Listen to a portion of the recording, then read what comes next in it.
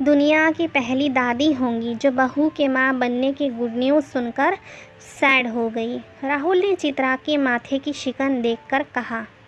चित्रा चुपचाप अपने कमरे में चली गई। मुझे तो पता था मम्मी को सुनकर अच्छा नहीं लगेगा। हाल ही में पीहू 1 साल की हुई, इतनी जल्दी दूसरी खुशखबरी सुनकर किसी को भी झटका लगेगा। ऋचा ने अपनी बात कही। चित्रा जी अस्थमा की पेशेंट। वो अपने पंप से दवा लेती हुई पति की हार लगी तस्वीर को निहारने लगी। तुम ठीक हो, अपना समय से निकल लिए, इन घर गृहस्थी के चक्कर में मुझे फंसा गए। देख रहे हो बेटे की हरकतें, जाने कितनी ताकत समझी है माँ में।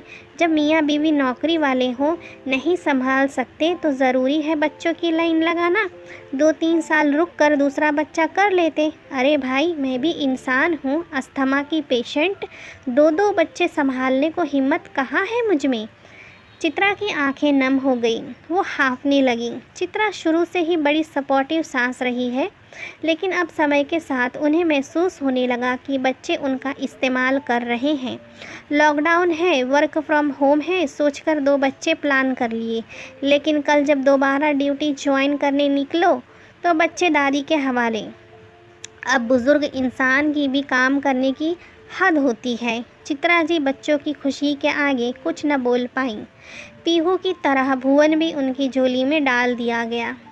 अब एक दादी को बुढ़ापे में पोते पोती मिल जाए तो और क्या चाहिए, लेकिन ये बातें बोलने में ही अच्छी लगती हैं। प्रैक्टिकली 2 दूध पीते बच्चों की जिम्मेदारी एक उम्र दराज इंसान को सौंपना निहायती गलत है। आज पीहू और बुहन दोनों बच्चे चित्रा जी के भरोसे छोड़कर राहुल और ऋचा अपनी ड्यूटी पर चल दिए। यूँ तो सभी काम के लिए मेड आती है, पर क्या बच्चे संभालने किसी बड़ी ड्यूटी से कम है। चित्रा जी की सत्संग मंडली वृंदावन जा रही थी। उनका मन बहुत भटक रहा था। वो कृष्णा की बड़ी भक्त थी, लेकिन बहू बेटी की नौकरी, फिर पोते पोती की जिम्मेदारी, उनकी हिम्मत ही नहीं हो रही थी। चित्रा जी, अब गृहस्थी की जिम्मेदारी बहू बेटे पर डालिए। हम बुज़ुर्गों ने सारी जवानी तो इन बच्चों के नाम कर दी, अब बुढ़ापा तो ईश्वर के नाम रहे। पड़ोसन बालकनी से आवाज़ लगाकर बोल रही थी। जी बाके बिहारी की जैसी मर्जी, उनकी मर्जी बिना पत्ता भी नहीं हिलता। जब मेरे नाम की चिट्ठी आएगी तब मेरी दर्शनों की अभिलाषा पूरी होगी, चित्रा ने भारी मन से कहा। चित्रा बालकनी से कपड़े लेकर कमरे में चली गई। ऋचा हफ्ते में 2 दिन ही ऑफिस जाती, बाकी दिन बच्चे छोटे होने की वजह से वो वर्क फ्रॉम होम कर लेती। इतने में लैंडलाइन बजा। बाहर हॉल से चित्रा जी ने उठाया और अंदर कमरे से उनकी बहू ने। वो हेलो बोलती इससे पहले ऋचा चिल्ला दी। कितनी बार कहा है मेरे फ़ोन पर कॉल किया करो, बच्चे सो रहे थे, अभी रिंग से उठ जाते तो। चेक करो मैडम, पहले मोबाइल पर ही किया है, तुम वाइब्रेशन पर रखी हो तभी लैंडलाइन पर कर रहा हूँ। जब मैंने आपको जवाब दे दिया कि अभी बच्चे छोटे हैं, इनको मम्मी अकेले छोड़कर घूमने निकलना नहीं हो पाएगा। मम्मी संभाल लेती है, पर हमें ये नहीं भूलना चाहिए कि उनकी भी उम्र हो गई है। बाहर दूसरे फ़ोन से सुन रही चित्रा को बहुत सुकून मिल रहा कि चलो बेटा नहीं, बहू को तो उनकी तकलीफ़ दिखाई देती है। अरे यार, 2 साल से घर में बंद थे, बड़ी मुश्किल से गोवा का ट्रिप बनाया है। 4-5 दिन की तो बात है, मम्मी सब संभाल लेंगी। मैड को एक्स्ट्रा पैसा देकर बोल देंगे घर के बाकी कामों के साथ बच्चों को भी देख लें, मम्मी को मदद मिल जाएगी। थोड़े टाइम बाद बच्चे बड़े हो जाएंगे, मम्मी का शरीर भी जवाब दे देगा। उससे पहले जो समय मिला है उसको एंजॉय कर लें, फिर तो फंसते चले जाएंगे। चित्रा जी की आंखें नम हो गई। उनको अनायास ही याद आ गया। कितना बोला था राहुल को अम्मा के पास छोड़ दो, लेकिन तुम्हें तो साथ ही लाना था। पहले इसके दूध के लिए भटक रहे थे, अब वो हज़म नहीं हुआ तो दवा के लिए भटक रहे। नीलेश अपनी पत्नी पर चिल्लाए। चित्रा जी राहुल को सीने से लगा ली।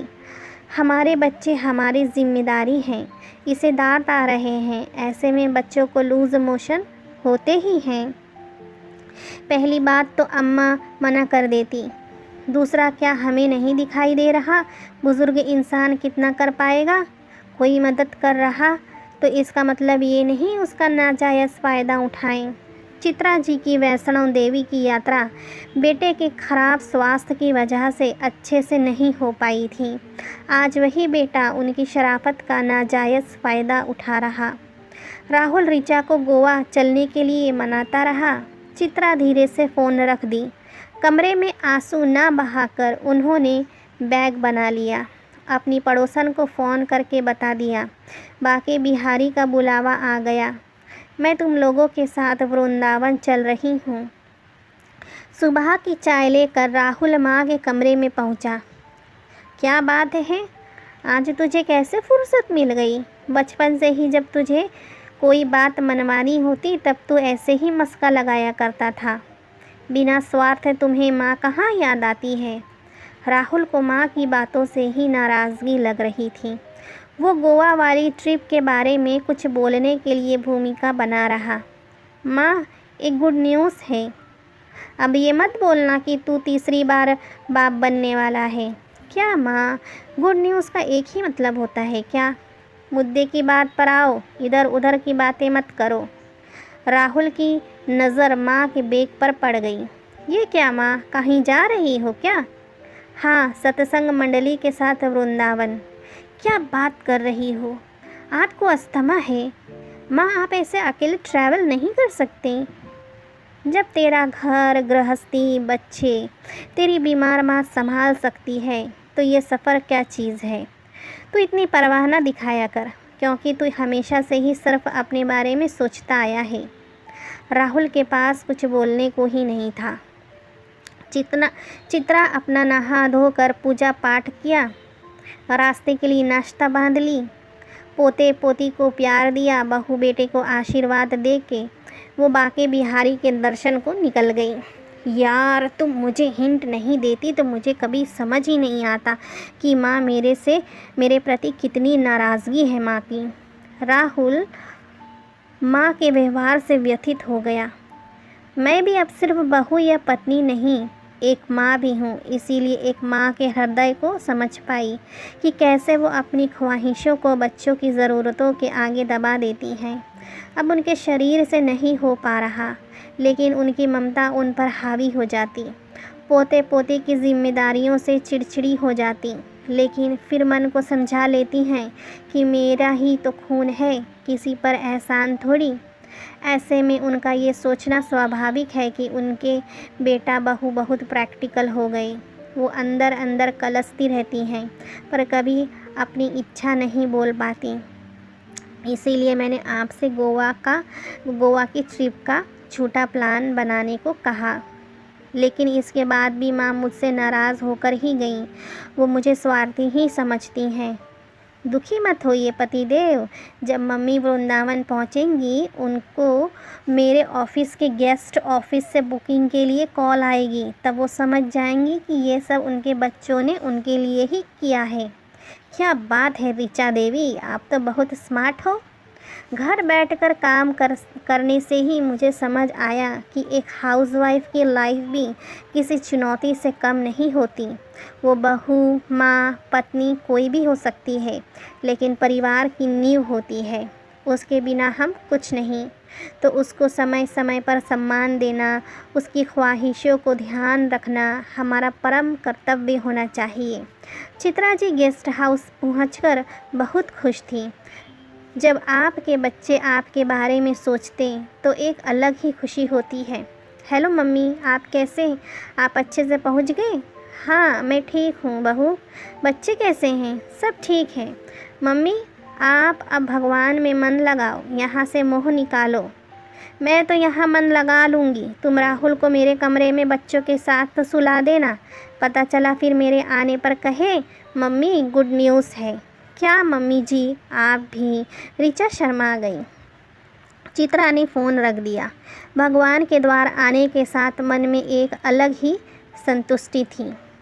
तो जब बच्चे बूढ़े माता पिता का ख्याल रखते हैं तो उन्हें मन में किसी तीर्थ स्थान के दर्शनों से भी ज़्यादा खुशी मिलती है।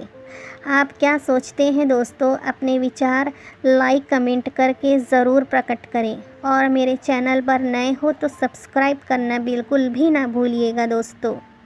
कहानी सुनने के लिए आपका बहुत बहुत धन्यवाद।